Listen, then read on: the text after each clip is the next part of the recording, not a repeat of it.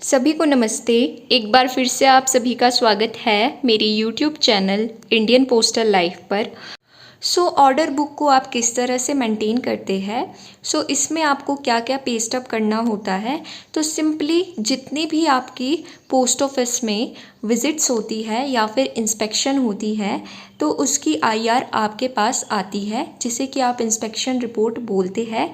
Simply आपको इसमें वो सभी रिपोर्ट्स को पेस्ट अप करना होता है।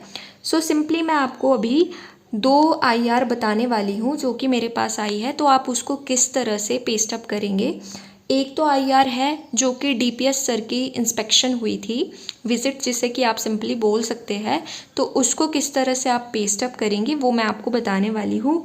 देन उससे नेक्स्ट मैं आपको ये बताऊंगी जो एमओ सर की विज़िट होती है उसकी आईआर को भी आप किस तरह से पेस्ट अप करेंगे अपने ऑर्डर बुक के अंदर। सिंपली आप देख सकते हैं जो ऑर्डर बुक है वो कुछ इस तरह से दिखाई देती है, जिसपे कि आपको जितनी भी विज़िट हो वो सभी आपको इसमें पेस्ट अप करनी होती है। ठीक है, तो मैं आपको एक जो है विज़िट रिपोर्ट बता देती हूँ जो कि हुई थी सीपीएमजी मैम के थ्रू, तो उसको मैंने इस तरह से इसमें पेस्ट अप कर रखा है। सिंपली आप देख सकते हैं कि आपको इस तरह से जो भी रिपोर्ट आएगी उसको आपको सिंपली ग्लू के थ्रू पेस्ट अप कर देना है, ग्लू की हेल्प से।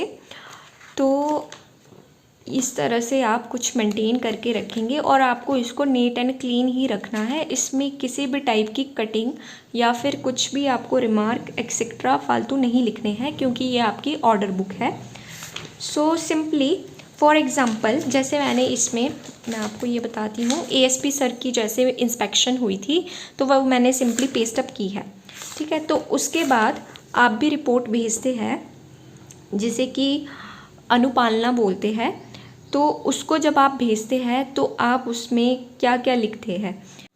आप जब भी आईआर को इसमें पेस्ट अप कर देंगे, लास्ट में जब भी आप अपनी अनुपालना को बनाकर 10 दिन के अंदर इसको भेजनी होती है, जब भी आप इसको भेजेंगे तो आपको सिंपली क्या लिखना होता है। सबसे पहले जब भी आपको इंस्पेक्शन रिपोर्ट मिली होती है तो आपको सिंपली लिख देना होता है उस डेट को।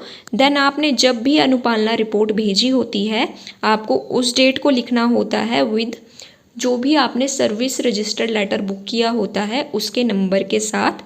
देन आपको अपने signature with designation and BO की डेट स्टैम्प। सिंपली आपको ये सब लिखना है जब भी आप अनुपालना रिपोर्ट को भेजेंगे।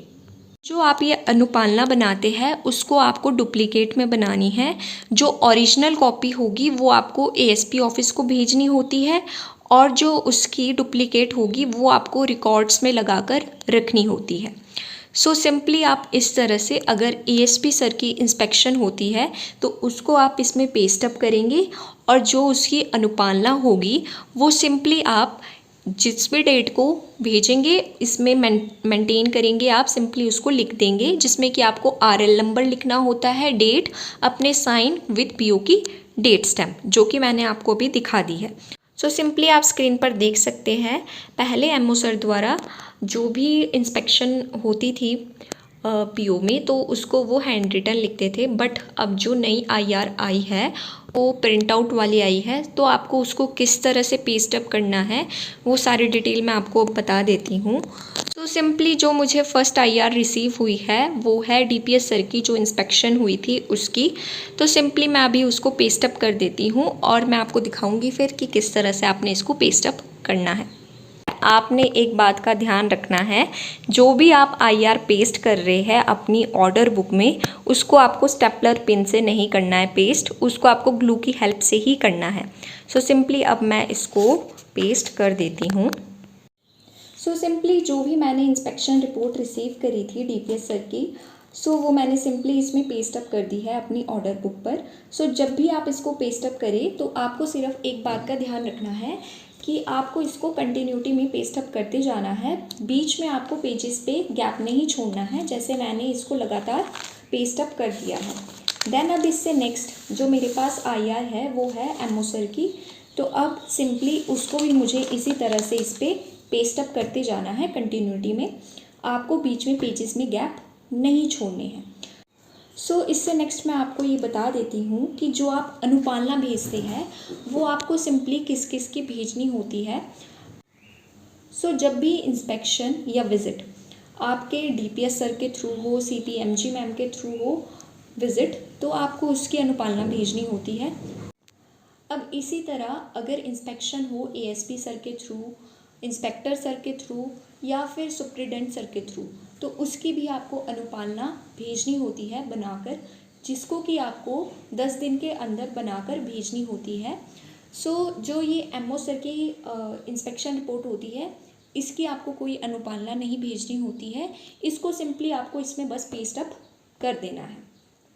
सो एट लास्ट, अगर आपको वीडियो अच्छी लगी हो, इन्फॉर्मेटिव लगी हो कि आप किस तरह से ऑर्डर बुक को मेंटेन करेंगे अपने बीओ में, सो सिंपली आप मेरे चैनल को सब्सक्राइब कर दीजिए, वीडियो को लाइक, कमेंट एंड शेयर ज़रूर कीजिए।